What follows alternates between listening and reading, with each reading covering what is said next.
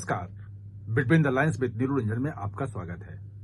आज हम बात करेंगे भाजपा के नए राष्ट्रीय अध्यक्ष की और नए राष्ट्रीय अध्यक्ष में कौन आगे है और जो आरएसएस के प्रमुख हैं मोहन भागवत, वो क्या चाहते हैं, उन्होंने क्या कहा है भाजपा के नए राष्ट्रीय अध्यक्ष के बारे में।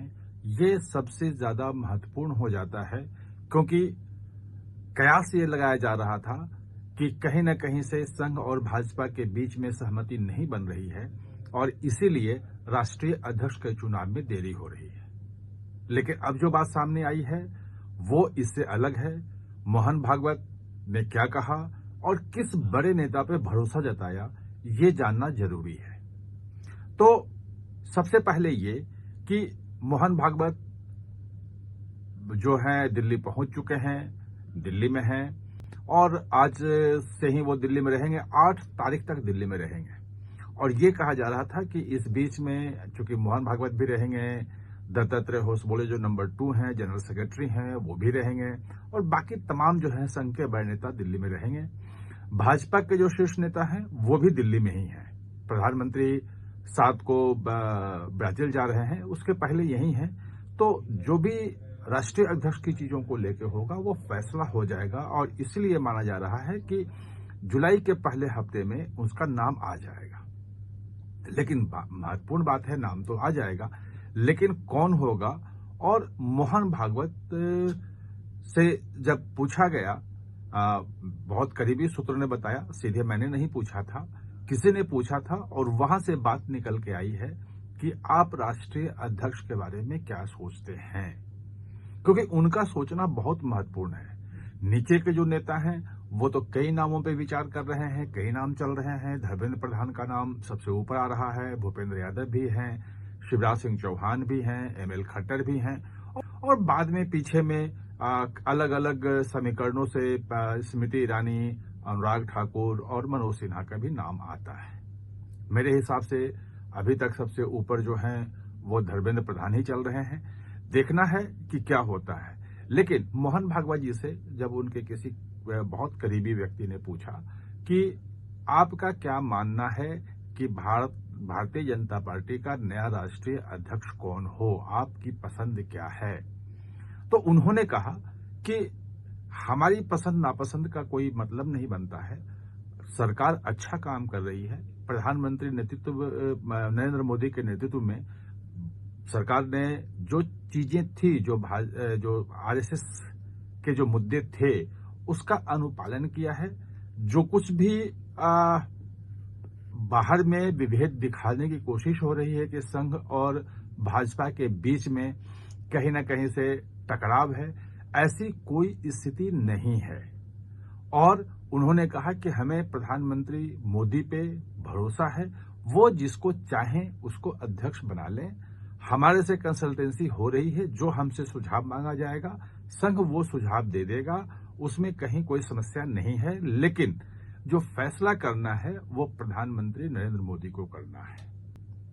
अब सवाल ये आ रहा है कि जो पिछले साल लोकसभा का चुनाव हुआ था उसमें यह कहा जा रहा था कि संघ और भाजपा के बीच में दूरी बढ़ी है, खबरें भी आई थी और जेपी नड्डा का जो बयान था कि संघ की उतनी जरूरत नहीं है, अब भाजपा के लिए भाजपा खुद बड़ी हो गई है, अपने पैरों पे खड़ी हो गई है और खुद चुनाव लड़ सकती है। और ये कहा जा रहा है कि वो जो दूरी थी उसी कारण जो भाजपा का प्रदर्शन था वो उतना अच्छा नहीं था, 240 में सिमट गया। लेकिन अब जो बात सामने आ रही है, पिछले 1 साल में दूरियां भी बहुत कम हुई हैं और दोनों तरफ से कोशिश हुई है कि परिवार के बीच में, मतलब संघ परिवार जिसको कहते हैं, आरएसएस, भाजपा और तमाम संगठन जो उसमें है, उसमें जितने भी मुद्दे हैं आपसी विचार विमर्श से सुलझा लिए जाएं। और ये जो भाजपा के राष्ट्रीय अध्यक्ष की बात आ रही है, इसमें वो बात सबसे महत्वपूर्ण है।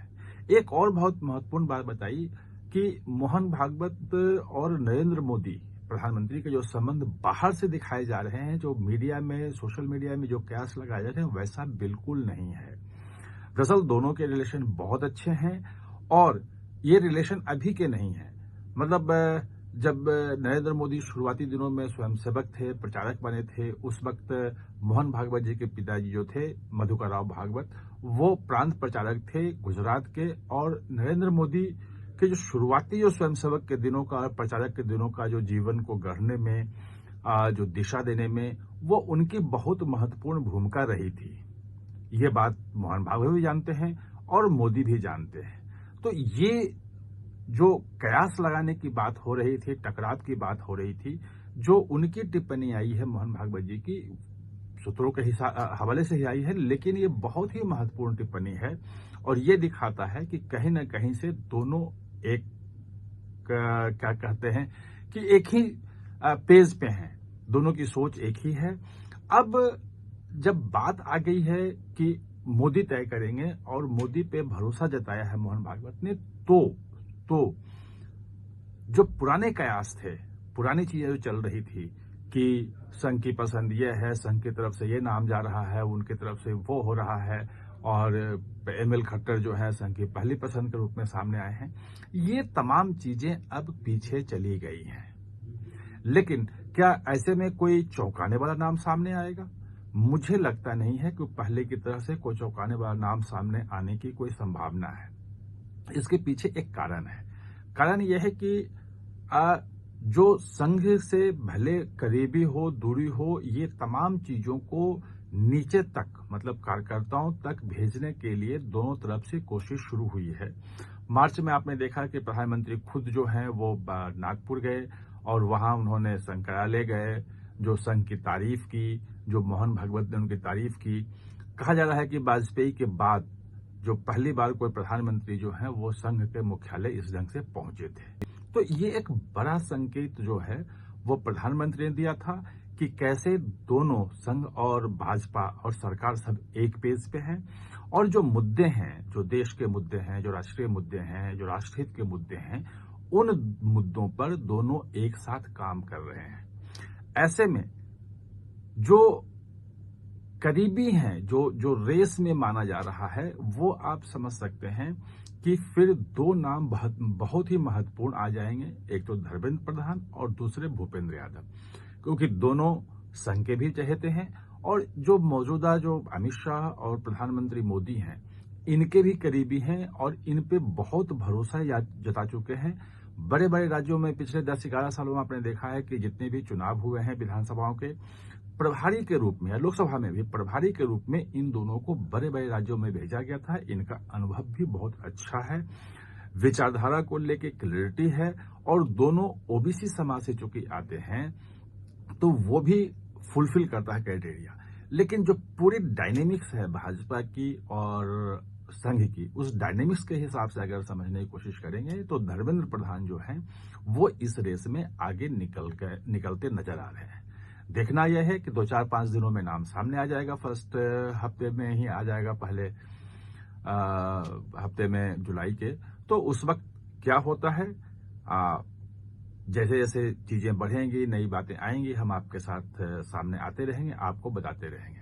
आप हमारे साथ चर्चा में जुड़े, इसके लिए बहुत बहुत धन्यवाद।